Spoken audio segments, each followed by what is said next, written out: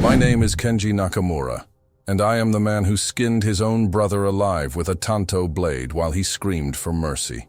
For 3 hours, I peeled away strips of flesh from Hiroshi's body as he begged me to remember our childhood, our mother's lullabies, the promise we made to protect each other forever. But the Yakuza honor code is not a suggestion. It is a sacred law written in blood.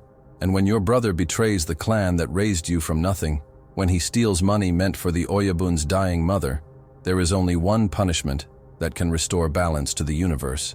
I held that blade steady even as my soul shattered into 1,000 pieces, even as Hiroshi's eyes, the same eyes that once looked up to me with pure love, filled with the terrible understanding that his big brother, his protector, his hero, had become his executioner. They say the Yakuza way teaches honor, loyalty, and family above all else. They lied. The Yakuza way taught me that sometimes love means becoming a monster, that sometimes protecting your family means destroying it, and that the deepest cuts are the ones you inflict on your own heart. Tonight, 20 years later, I still hear Hiroshi's voice calling my name in the darkness, still feel the weight of that blade in my trembling hands, still taste the salt of tears that fell like rain onto his exposed flesh. This is the story of how the code I lived by became the curse that damned us all. People think they understand what family means until the Yakuza teaches them the true definition. In the world outside, family is blood, DNA, shared memories around a dinner table. In our world, family is something you choose, something you earn through pain and sacrifice, something you prove with your willingness to die or kill, for those who wear the same tattoos that mark your skin like sacred scripture.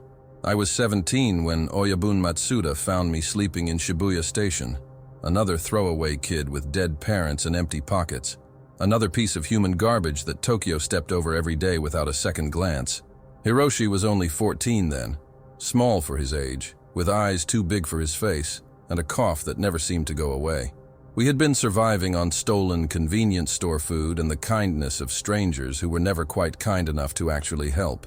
Matsuda-san looked at us that night, really looked, the way no adult had since our parents died in that car accident. And he saw something worth saving. He offered us a choice: continue dying slowly on the streets, or join a family that would never abandon us, never let us go hungry, never leave us alone in the dark. The price was simple: absolute loyalty, complete obedience, and the understanding that once you enter the Yakuza world, you can never truly leave. We took his hand that night, two broken boys desperate for belonging, and sealed our fate with a handshake that felt like salvation, but would eventually become our damnation. The Sakazuki ceremony that made us brothers in the Sumiyoshi Kai was the most beautiful and terrifying moment of our young lives. Picture this: a traditional room lit only by candles, the air thick with incense and the weight of centuries-old tradition, 20 hardened criminals kneeling in perfect silence as Oyabun Matsuda prepared the sacred sake that would bind our souls to something larger than ourselves.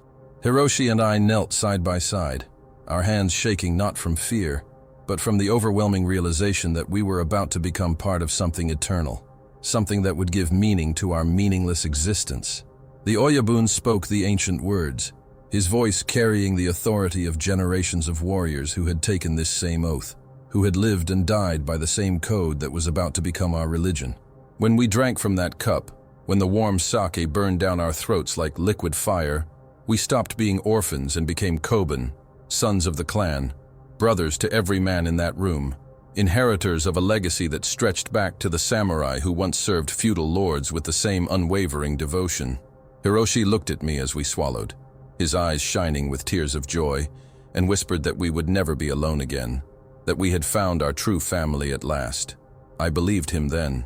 I believed that the Yakuza code would protect us, guide us, give us the strength to face anything the world could throw at us. I had no idea that the same code would one day force me to choose between my loyalty to the clan and my love for the only family I had ever known. For 5 years we were the perfect Yakuza brothers, rising through the ranks like twin flames burning brighter with each passing season. Hiroshi developed into a master of numbers, his mathematical mind perfect for managing the clan's complex financial operations, while I became the enforcer, the one they sent when words failed and violence became necessary.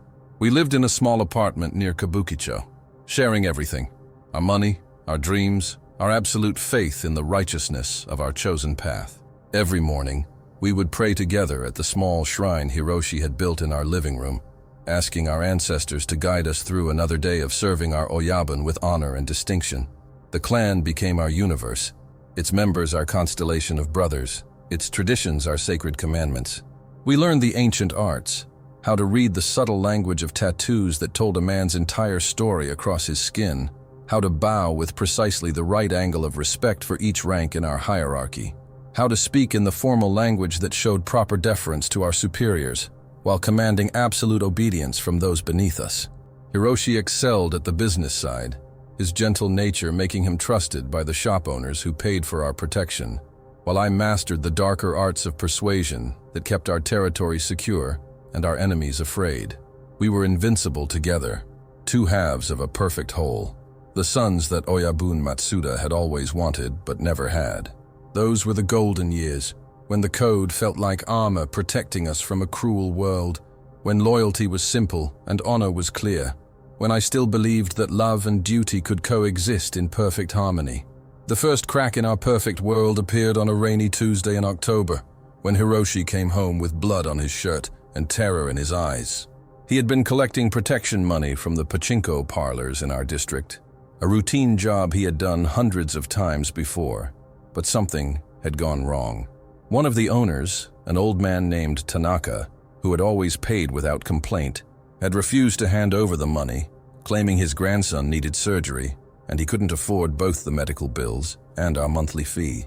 In the old days, Hiroshi would have simply reported this to me, and I would have handled the situation with the appropriate level of force. But that day, something inside my gentle brother snapped. He told me how he looked into Tanaka's desperate eyes and saw our own father, how he remembered what it felt like to be powerless and afraid, how the weight of that old man's tears broke something fundamental in his soul. Instead of taking the money by force, Hiroshi had done the unthinkable. He had paid Tanaka's debt out of his own pocket, using money that belonged to the clan, money that was destined for Oyabun Matsuda's personal account. It was a small amount, barely enough to matter in the grand scheme of our operations, but the principle was enormous. He had chosen compassion over duty, mercy over honor, human feeling over the sacred code that governed our lives. As he confessed this to me, his hands shaking as he tried to explain why he had betrayed everything we stood for, I felt the first cold touch of the nightmare that was coming for us both. I should have reported Hiroshi's transgression immediately, should have dragged him before Oyabun Matsuda, and let the clan's justice take its natural course. That was what the code demanded, what honor required, what any loyal Kobun would have done without hesitation. But Hiroshi was not just any clan member. He was my brother, my other half, the only person in the world who remembered our mother's face and could still make me laugh until my stomach hurt. So I made the first of many terrible decisions that would lead us both to damnation. I covered for him. I took money from my own savings and replaced what he had given away, hoping that his moment of weakness would remain our secret, that he would learn from this mistake and never again let his emotions override his duty to the family that had saved us from the streets. For 3 months, my plan seemed to work perfectly. Hiroshi threw himself into his work with renewed dedication, as if trying to atone for his sin through pure effort and devotion. He stopped talking about the people we collected from, stopped asking questions about where the money went, stopped showing any sign of the dangerous compassion that had nearly destroyed us both. I thought I had saved him, thought I had found a way to protect both my brother and my honor without sacrificing either. But the Yakuza world has a way of exposing secrets, of bringing hidden truths into the light, where they can burn everything you love to ash. The Oyabun's accountants were too thorough, too careful, too dedicated to their own version of honor to let even the smallest discrepancy go unnoticed. When they discovered the irregularities in our district's books, when they traced the missing money back to that rainy Tuesday in October, our perfect deception crumbled like a house of cards in a hurricane. Oyabun Matsuda summoned us to his private office on a cold February morning, and I knew from the moment we walked through his door that our world was about to end. He sat behind his massive wooden desk, like a judge preparing to deliver a death sentence, his weathered hands folded carefully over the financial reports that contained the evidence of our betrayal. The silence in that room was deafening, broken only by the soft ticking of an antique clock that seemed to count down the seconds until our destruction. When he finally spoke, his voice carried the weight of absolute authority, the kind of power that could reshape reality with a single word. He told us that he knew about the missing money, about Hiroshi's moment of weakness, about my attempts to cover for him.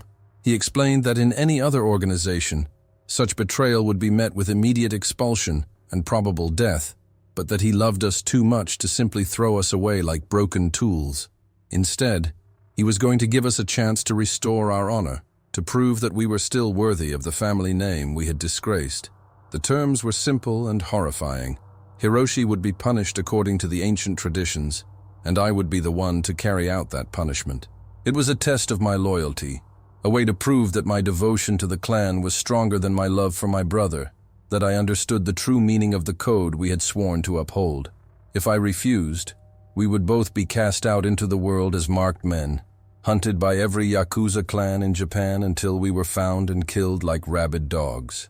If I accepted, Hiroshi would suffer but live, and our honor would be restored through the sacred ritual of blood and pain. The punishment Oyabun Matsuda described was called kawahagi, the ancient practice of skinning a traitor alive as a lesson to others who might consider betraying the family. It was a ritual that dated back to the earliest days of the Yakuza, when honor was maintained through public displays of justice that left no doubt about the consequences of disloyalty. The process was designed to be slow, methodical, and educational, not just for the victim, but for the one carrying out the sentence. Every cut had to be precise, every strip of flesh removed with surgical care to ensure maximum pain and minimum risk of death. The goal was not to kill, but to transform, to strip away the skin that had been contaminated by betrayal and reveal the pure flesh beneath, flesh that could be redeemed and made clean again through suffering. Hiroshi would be tied to a wooden frame in the clan's basement, his body exposed and vulnerable, while I used a traditional tanto blade to slowly peel away layers of skin from his arms, chest, and back. The entire clan would watch, learning from his screams what happened to those who put personal feelings above family loyalty. If I performed the ritual correctly, if I showed no mercy or hesitation, if I proved that my love for the clan was stronger than my love for my brother, then Hiroshi would be forgiven and allowed to heal. His scars would serve as permanent reminders of his shame, but he would live to serve the family again. If I failed, if I showed weakness or compassion, if I proved that blood was thicker than honor, then we would both be killed immediately, and our bodies fed to the pigs. The choice was mine, and I had until sunset to decide whether I was truly a son of the Sumiyoshi Kai or just another weak-hearted fool who had forgotten the price of belonging. I spent that entire day walking through Tokyo like a ghost, my mind torn between the impossible choice that lay before me and the memories of everything Hiroshi and I had shared together. I remembered the night our parents died, how he had crawled into my bed shaking with fear and grief, how I had promised him that I would always protect him no matter what happened. I remembered our first day with the clan, how proud he had looked when Oyabun Matsuda called us his sons, how he had whispered that we were finally safe, finally home. I remembered 1,000 small moments, sharing a bowl of ramen when we only had enough money for one, studying together for the tests that would advance us through the clan hierarchy, planning the future we would build together as brothers in blood and spirit. But I also remembered the oath I had taken, the sacred words I had spoken when I drank from the ceremonial cup, the promise I had made to put the family above all else, even my own life. The Yakuza Code was not just a set of rules. It was a religion, a way of life that gave meaning to existence and order to chaos. Without it, we were nothing but criminals and thugs, parasites feeding off society's weakness. With it, we were warriors, guardians of tradition, keepers of an ancient flame that had burned for centuries. As the sun began to set over the city, painting the sky the color of blood, I realized that there was no real choice at all. I had made my decision years ago when I knelt in that candlelit room and swore to serve the clan with my life. Everything that followed was just the inevitable consequence of that moment, the price I had always known I would eventually have to pay for the privilege of belonging to something greater than myself. When I returned to the clan house that evening, Hiroshi was already waiting for me in the basement, his wrists bound to the wooden frame that would hold him during his punishment. He had been stripped to the waist, his pale skin marked with the beautiful Irizumi tattoos that told the story of his rise through the clan ranks, the dragon that coiled around his left arm, the cherry blossoms that bloomed across his shoulder blades, the kanji characters that spelled out his devotion to the family that had raised him from nothing. He looked so young in that moment, so vulnerable and afraid, that I almost broke down and begged Oyabun Matsuda for mercy. But then, Hiroshi looked up at me with those same trusting eyes I remembered from our childhood, and he smiled, actually smiled, as if he understood what I was about to do and forgave me for it. He told me that he was proud to be my brother, that he knew I would do what was right, that he trusted me to carry out the clan's justice with honor and precision. His acceptance of his fate, his willingness to suffer for his betrayal, his absolute faith in my ability to balance love and duty, it broke my heart and strengthened my resolve at the same time. The other clan members gathered around us in a circle, their faces solemn and respectful, understanding that they were about to witness something sacred and terrible. Oyabun Matsuda handed me the tanto blade, its edge sharp enough to cut through silk, its handle worn smooth by generations of hands that had used it for this same purpose. The weight of it in my palm felt like holding destiny itself, like grasping the very essence of what it meant to be Yakuza. As I raised the blade and positioned it against Hiroshi's skin, I whispered a prayer to our ancestors, asking them to guide my hand and give me the strength to do what honor demanded. The first cut was the hardest, not because of the physical difficulty, but because of the sound Hiroshi made when the blade bit into his flesh. It was not quite a scream, not quite a sob, but something in between that seemed to come from the deepest part of his soul. I had to pause for a moment, my hand trembling as I fought the urge to throw down the knife and gather him in my arms, like I had when we were children, and he was afraid of the dark. But the watching eyes of my clan brothers held me steady, their silent presence reminding me that this was bigger than my personal feelings, that the honor of our entire family rested on my ability to complete this task without flinching. I pressed the blade deeper and began to peel away the first strip of skin, a thin ribbon of flesh that came away clean and precise, just as I had been taught. Blood welled up in the wound, bright red against the pale canvas of his skin, and Hiroshi bit down on the leather strap they had given him to keep from crying out. His eyes found mine across the small distance that separated us, and in them I saw not hatred or accusation, but understanding, the terrible, beautiful understanding that this was what love looked like in our world, that sometimes protecting someone meant hurting them, that the deepest loyalty required the greatest sacrifice. I continued cutting, each stroke of the blade deliberate and careful, each strip of skin removed with the precision of a master craftsman. The basement filled with the metallic smell of blood and the soft sounds of Hiroshi's controlled breathing as he fought to maintain his dignity even in the midst of unimaginable pain. Time seemed to stretch and compress, minutes feeling like hours as I worked my way across his chest and arms, following the ancient patterns that had been used for this ritual since the earliest days of our brotherhood. By the second hour, Hiroshi had stopped making any sound at all, his body gone rigid with shock and pain, his eyes rolled back until only the whites showed.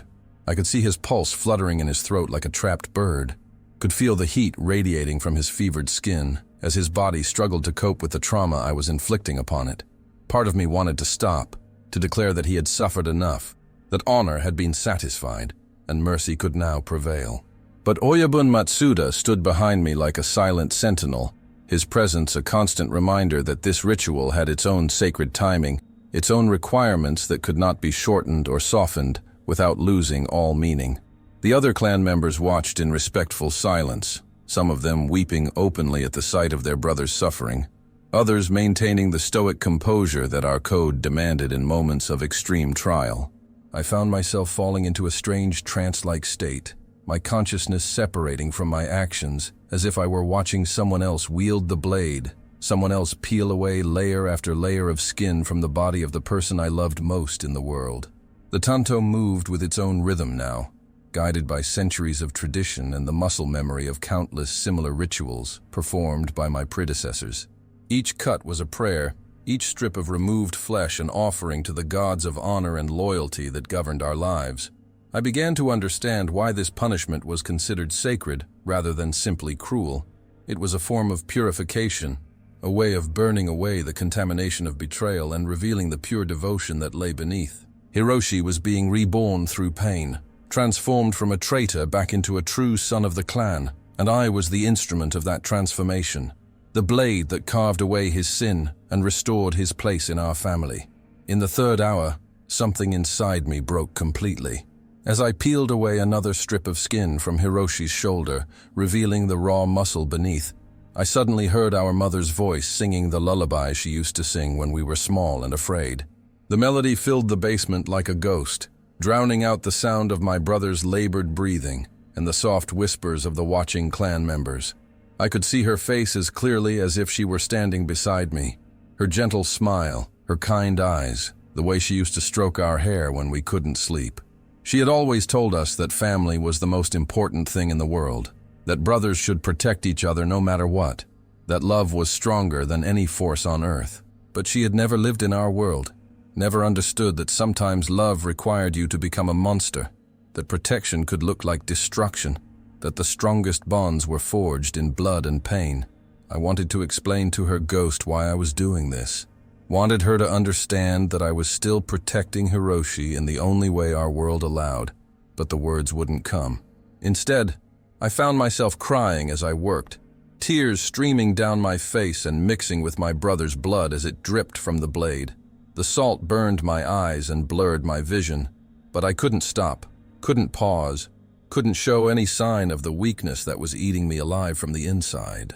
Oyabun Matsuda's hand fell on my shoulder, a gesture of support and warning combined, reminding me that the clan was watching, that my performance in this moment would determine not just Hiroshi's fate, but my own standing in the family that had given us everything.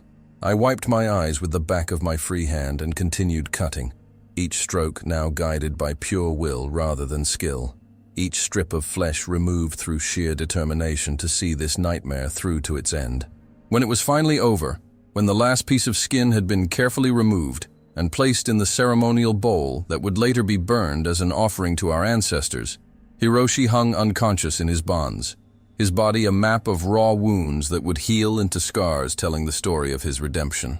The clan medic immediately stepped forward to tend to his injuries, applying salves and bandages with the same careful precision I had used to inflict them, ensuring that my brother would survive to serve the family again. I stood there covered in his blood, the tanto still clutched in my trembling hand, feeling as if I had just carved away pieces of my own soul along with his skin. The other clan members bowed to me respectfully, acknowledging that I had passed the test, that I had proven my loyalty beyond any possible doubt. Oyabun Matsuda embraced me like a father welcoming home a son who had completed a difficult but necessary task, telling me that I had honored our family and upheld the sacred traditions that made us who we were. But his words felt hollow, meaningless, like sounds echoing in an empty cave.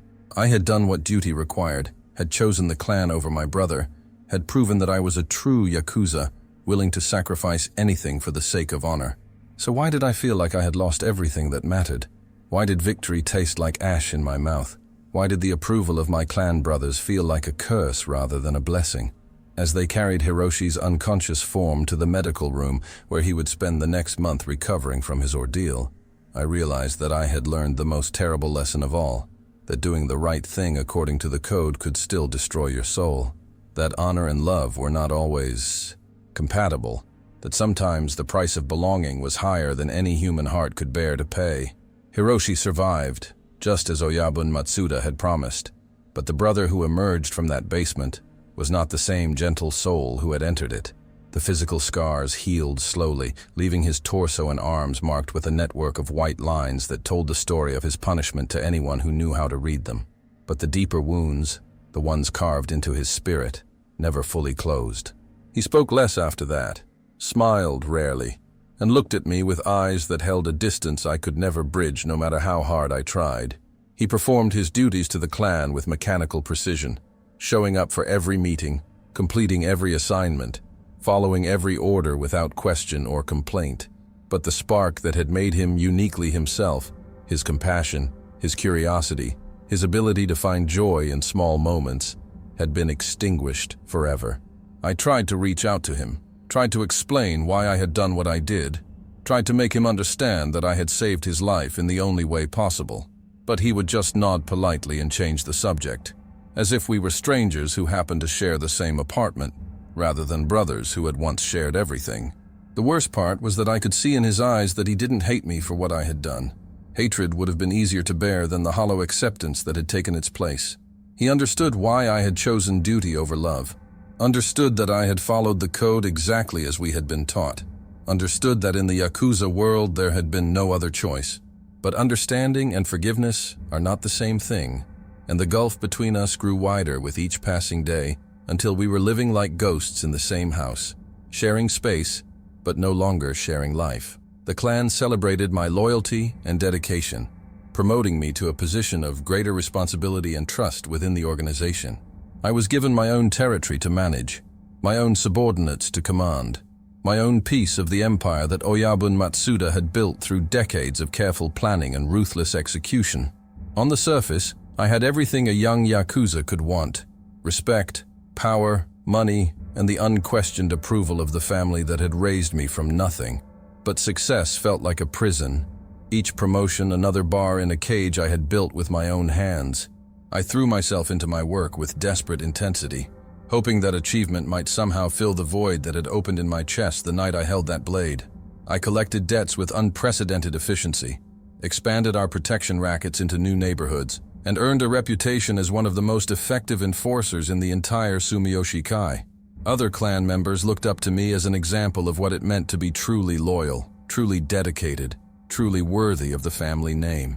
They told stories about the night I had skinned my own brother to uphold the code, using my actions as a teaching tool for younger members who needed to understand the depths of commitment that our way of life required. But their admiration felt like mockery, their respect like a weight that grew heavier with each passing day. I had gained the approval of my clan and lost the love of my brother, had proven my loyalty by destroying the most important relationship in my life. The code had demanded everything from me, and I had given it willingly, but the price had been higher than I ever imagined possible.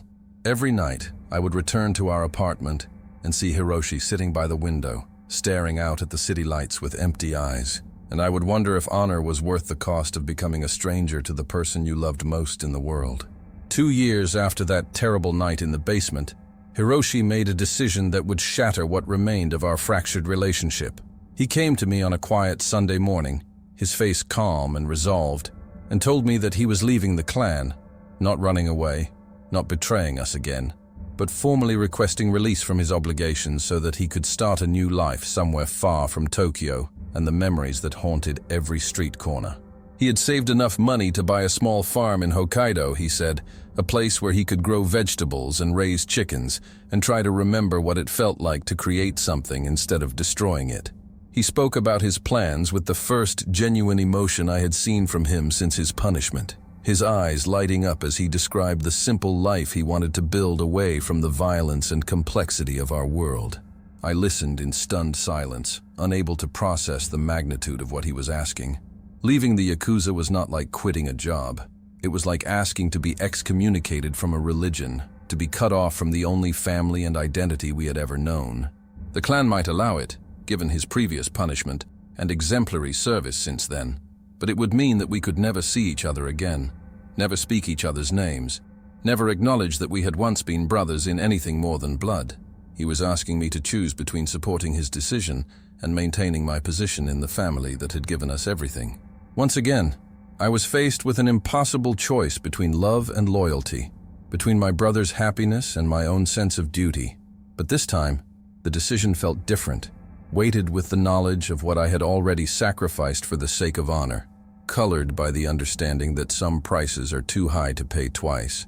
I begged Hiroshi to reconsider, to give our relationship more time to heal, to find a way to be happy within the clan that had shaped us both.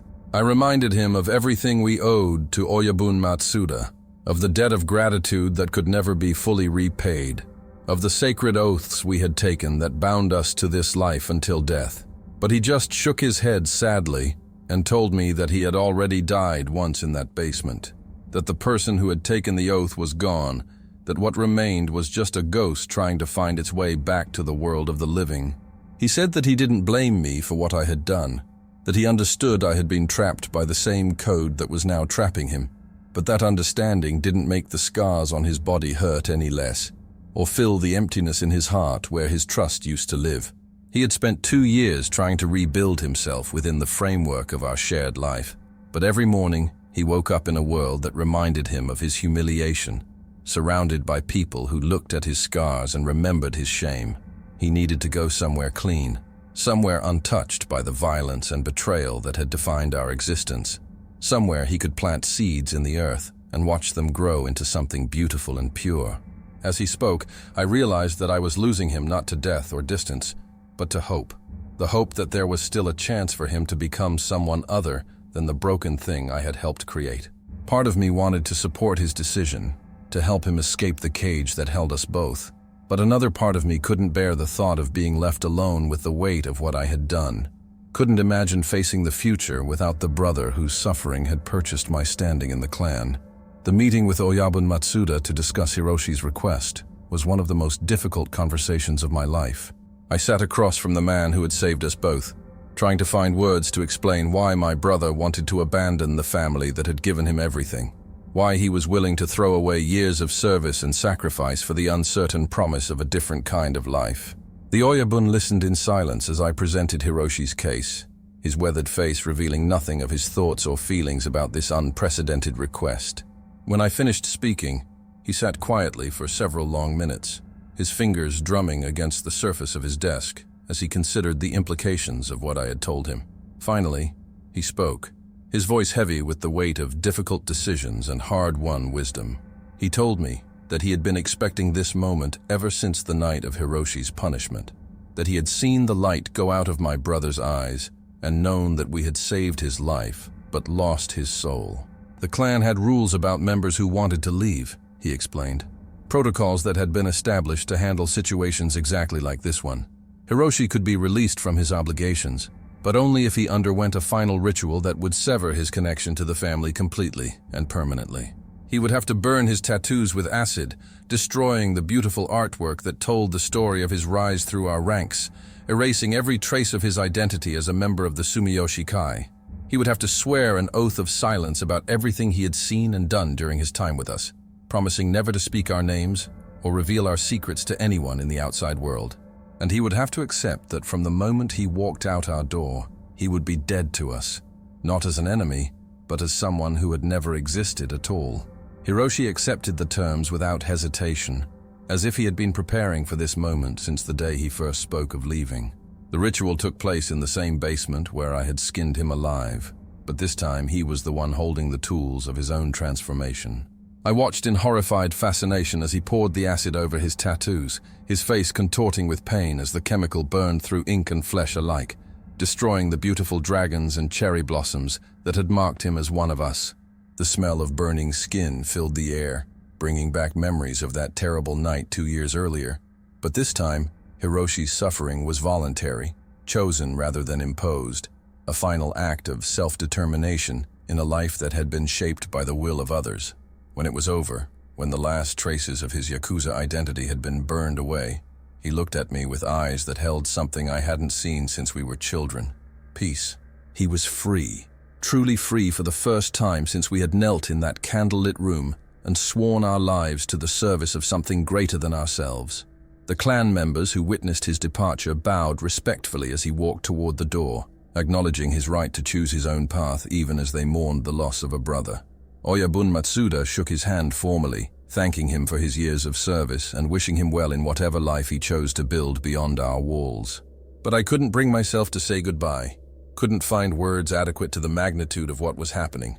Instead, I stood frozen in place as my brother walked out of my life forever, carrying with him the last remnants of the innocent boys we had once been, leaving me alone with the monster I had become in service to a code that had taken everything I loved and given me nothing but emptiness in return.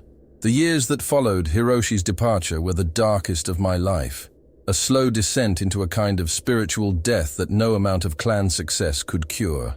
I threw myself into my duties with mechanical precision, rising through the ranks until I became one of Oyabun Matsuda's most trusted lieutenants, feared and respected throughout Tokyo's underworld. My territory expanded, my influence grew, and my reputation as a man who would do anything for the sake of honor became legendary among both allies and enemies. Other clan members brought their sons to meet me, hoping that some of my legendary loyalty might rub off on the next generation. I was held up as the perfect example of what it meant to be Yakuza, the living embodiment of the code that governed our lives. But inside, I was dying a little more each day, consumed by a guilt that no amount of achievement could wash away. I had nightmares about that night in the basement, dreams where I was the one tied to the frame while Hiroshi held the blade, dreams where our mother watched from the shadows as I peeled away strips of my own soul along with my brother's skin. I started drinking heavily, using alcohol to numb the pain that had become my constant companion. But even in my darkest moments, I never forgot the lessons that had been burned into my heart with fire and blood. The code still governed my actions, still shaped my decisions, still demanded absolute loyalty, even as it slowly killed everything human inside me. I became a ghost, haunting my own life, going through the motions of living while feeling nothing but the weight of choices that could never be undone. The clan celebrated my dedication, but I knew the truth. I wasn't loyal.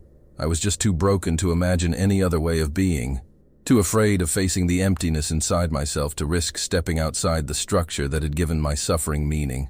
20 years have passed since that night, and I am now an old man with blood on my hands and ice in my veins, respected by some and feared by many, but loved by no one at all. I never married, never had children, never allowed myself to form the kind of deep connections that might have healed the wounds in my soul. The clan became my entire world, its members my only family, its traditions my only religion. I have overseen countless acts of violence, ordered the deaths of dozens of enemies, and enforced the code with the same ruthless efficiency that once made me skin my own brother alive. But through it all, I have carried the weight of that terrible night like a stone in my chest, a constant reminder of the price I paid for the privilege of belonging to something greater than myself.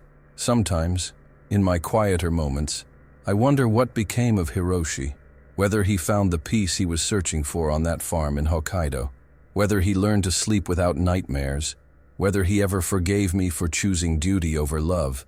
I have resisted the temptation to seek him out, to break the sacred oath that severed our connection forever, but the curiosity gnaws at me like a cancer, eating away at what remains of my humanity. I tell myself that he is better off without me, that my presence in his life would only bring back memories of pain and betrayal, that the greatest gift I can give him is my absence. But the truth is simpler and more selfish. I am afraid to face him, afraid to see what I destroyed, afraid to confront the reality of what I became in service to a code that demanded everything and gave back nothing but emptiness. The Yakuza way taught me that honor was worth any sacrifice, that loyalty was the highest virtue, that family meant more than blood. But it never taught me how to live with the consequences of believing those lessons too completely, how to find meaning in a life built on the ruins of love. The irony is that I have become everything the code promised I could be, a perfect Yakuza, a living embodiment of the values that have guided our organization for centuries, a man whose loyalty has never wavered despite the terrible cost of maintaining it. Younger members look up to me as a role model, seeking my advice on matters of honor and duty, asking me to share the wisdom I have gained through decades of faithful service. I tell them the same things I was told as a young man, that the clan comes before everything else, that personal feelings are a luxury we cannot afford, that true strength comes from the willingness to sacrifice anything for the sake of the family that has given us purpose and meaning. I watch their eager faces as they absorb these lessons, see the same hunger for belonging that once drove Hiroshi and me to kneel before Oyabun Matsuda and pledge our lives to something greater than ourselves. But I also see the innocence in their eyes, the naive belief that honor and love can coexist, that the code will protect them from the worst consequences of their choices. I want to warn them, want to tell them that the path they are choosing leads to a kind of spiritual death that no amount of respect or power can cure. But I don't, because that would be a betrayal of everything I have spent my life defending, because doubt is a luxury that men like me cannot afford, because the alternative to believing in the code is accepting that I destroyed my brother for nothing. So I continue to teach the lessons that were taught to me, continue to perpetuate the cycle that creates monsters in the name of honor, continue to serve a system that demands everything and gives back only the cold comfort of belonging to something eternal and unchanging. The young men who seek my guidance will learn the same lessons I learned, will face the same impossible choices I faced, will discover the same terrible truth that has haunted me for 20 years, that sometimes the price of honor is higher than any human heart can bear to pay. But tonight, as I sit alone in my apartment overlooking the neon-lit streets of Tokyo, I find myself questioning everything I have believed for the past 4 decades. The silence around me is deafening, broken only by the distant sounds of a city that never sleeps, a world that continues to turn despite the weight of my regrets. I look at my hands, the same hands that once held a tanto blade with surgical precision, that peeled away strips of my brother's skin in service to a code I thought was sacred, and I see only the tools of my own damnation. The tattoos that cover my arms tell the story of my rise through the clan ranks, each image a milestone in a journey that led me further and further away from the person I might have been if I had chosen love over loyalty, compassion over duty, humanity over honor. I think about the boys we were when we first entered this world, 2 orphans desperate for belonging, willing to pay any price for the privilege of calling someone family. We thought we were joining something noble, something that would give our lives meaning and purpose, something that would protect us from the cruelty and indifference of a world that had already taken everything we loved. Instead, we found a different kind of cruelty, one that demanded we become the very thing we had sought protection from, one that turned love into a weapon and loyalty into a curse. The code that promised to make us strong instead made us broken. The family that promised to never abandon us instead taught us to abandon ourselves. The honor that promised to give our lives meaning instead stripped away everything that made life worth living. I've spent 20 years telling myself that I made the right choice, that I did what duty demanded, that the sacrifice was necessary and noble. But in the darkness of this room, surrounded by the ghosts of all the people I have hurt in service to an ideal that may have been nothing more than a beautiful lie, I finally allow myself to admit the truth. I was wrong. The realization hits me like a physical blow, doubling me over with the force of its impact. I was wrong. Wrong to choose the clan over my brother. Wrong to believe that honor was worth the price of love. Wrong to think that belonging to something greater than myself justified becoming something less than human. The code that I have served so faithfully, the traditions that I have upheld with such dedication, the family that I have protected with such ruthless efficiency, none of it was worth the price I paid that night in the basement. Hiroshi was right to leave, right to burn away his tattoos and walk into an uncertain future, right to choose hope over honor and life over loyalty. He was the brave one, the strong one, the one who had the courage to admit that some prices are too high to pay, even for the sake of belonging. I was the coward, too afraid of being alone to risk stepping outside the structure that had given my suffering meaning, too weak to face the possibility that I had built my entire identity on a foundation of lies. The tears come then, 20 years of suppressed grief and guilt pouring out of me like water from a broken dam. I cry for the brother I lost, for the innocence we both sacrificed, for the boys we were before the world taught us that love was a luxury we couldn't afford. I cry for all the people I have hurt, in service to a code that promised everything and delivered nothing but emptiness. I cry for the man I might have been if I had chosen differently, if I had found the courage to put humanity before honor, if I had learned that true strength comes not from the ability to inflict pain, but from the willingness to bear it for the sake of protecting what you love. The sobs rack my body until I can barely breathe, until the weight of my regrets threatens to crush what remains of my soul. But even in the midst of this breakdown, I feel something I haven't experienced in 20 years. Relief. For the first time since that terrible night, I allow myself to imagine a different ending to our story.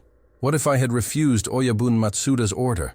What if I had chosen to protect my brother, instead of the clan that demanded his suffering? What if we had run away together, abandoning the only family we had ever known for the uncertain promise of freedom? We would have been hunted, certainly, marked for death by every Yakuza clan in Japan. We would have lived as fugitives, always looking over our shoulders, always afraid that our past would catch up with us. But we would have been together, and perhaps that would have been enough. Perhaps we could have found a way to build new lives far from Tokyo, far from the violence and betrayal that had defined our existence. Perhaps Hiroshi would have found his farm years earlier, and I would have learned to plant seeds instead of destroying lives. Perhaps we could have healed together, instead of suffering alone, could have discovered that there was more to life than the narrow confines of honor and duty that had shaped our understanding of what it meant to be men. The fantasy is painful in its beauty, a glimpse of the life we might have shared if I had been brave enough to choose love over loyalty. But it also gives me something I haven't had in 20 years. Hope. Hope that it's not too late to change. Hope that redemption is possible even for someone like me. Hope that the story doesn't have to end with the monster I became, but could continue with the man I might still choose to be. The code taught me that honor was everything. But maybe honor is just another word for the courage to do what's right, even when it costs you everything you thought you wanted. Maybe true honor means admitting when you've been wrong, facing the consequences of your choices, and finding the strength to choose differently going forward. Tomorrow, I will do something I should have done 20 years ago. I will leave the clan that has been my entire world, burn away the tattoos that mark me as property of the Sumiyoshi Kai, and walk into an uncertain future with nothing but the hope that it's not too late to become the man my brother always believed I could be. I don't know if I'll be able to find him. Don't know if he'll forgive me for the 20 years of silence that followed his departure. Don't know if there's any way to bridge the gulf that my choices created between us. But I have to try, because the alternative, spending the rest of my life as a ghost, haunting the ruins of what I destroyed, is no longer acceptable. The clan will not let me go easily. They will demand explanations, threaten consequences, remind me of all the oaths I swore and all the debts I owe. They may even try to stop me by force, to make an example of me the way they once made an example of Hiroshi. But I am no longer afraid of their threats, no longer willing to sacrifice my humanity for the sake of belonging to something that has given me nothing but emptiness in return. I have spent 40 years learning how to be a perfect Yakuza, and now I want to spend whatever time I have left learning how to be a decent human being. The code promised me that loyalty would be rewarded, that honor would give my life meaning, that the family would never abandon me as long as I never abandoned it. But the only reward for my loyalty has been isolation. The only meaning my honor has provided is the knowledge that I destroyed the person I loved most for the sake of an ideal that was never worth the price it demanded. The family that promised never to abandon me taught me to abandon myself, to become a stranger to my own heart, to live as a shadow of what I might have been if I had chosen love over duty. This is why I'm telling you this story, why I'm breaking the silence that has protected the clan's secrets for so long, why I'm risking everything to share the truth about what the Yakuza code really costs the people who follow it. You need to understand that honor without humanity is just another form of slavery, that loyalty without love is just another kind of death, that belonging to something greater than yourself means nothing if it requires you to become less than human in the process. The young men who are drawn to our world, who see the respect and power and brotherhood that we offer, need to know the price they will be asked to pay for those gifts. They need to understand that the code that promises to make them strong will also make them broken, that the family that promises to never abandon them will teach them to abandon themselves, that the honor that promises to give their lives meaning may strip away everything that makes life worth living. I am not asking you to judge me, because I have already judged myself and found myself wanting. I am not asking for your forgiveness, because I know that some sins are too great to be absolved by anything other than a lifetime of trying to make amends. I am simply asking you to remember this story, to share it with others who might be tempted by the same promises that once seduced two orphaned boys into thinking that belonging was worth any price. The Yakuza way is not the only way. Honor is not worth the sacrifice of love, and sometimes the greatest courage comes not from following the code, but from having the strength to walk away from it. If you take nothing else from my story, take this. The people you love are more important than the principles you serve. The bonds of family are stronger than the chains of duty, and redemption is always possible for those who have the courage to choose it. I know that many of you watching this will struggle to understand how someone could make the choices I made, how love could be twisted into something so destructive, how honor could become a weapon turned against the very people it was supposed to protect. You will wonder how I could have held that blade steady while my brother screamed, how I could have chosen the approval of strangers over the love of the person who knew me best, how I could have lived with myself for 20 years after destroying the most important relationship in my life. The answer is both simple and terrible. I was taught that this was what strength looked like, that this was what loyalty meant, that this was the price of belonging to something greater than myself. I was taught that personal feelings were weakness, that compassion was a luxury I couldn't afford, that true love sometimes required you to become a monster. I believed these lessons so completely that I never questioned them, never considered that there might be another way, never imagined that the code I served so faithfully might be leading me away from everything that made life worth living rather than toward it. But you don't have to make the same mistakes I made. You don't have to choose between love and loyalty, between family and honor, between belonging and humanity. You can refuse to accept that these are the only options, can insist on finding a third way that doesn't require you to sacrifice your soul for the sake of your principles. You can choose to be strong enough to be gentle, loyal enough to question authority, honorable enough to admit when you're wrong. You can choose to build your identity on love rather than fear, on compassion rather than violence, on the courage to protect what matters most even when it costs you everything else.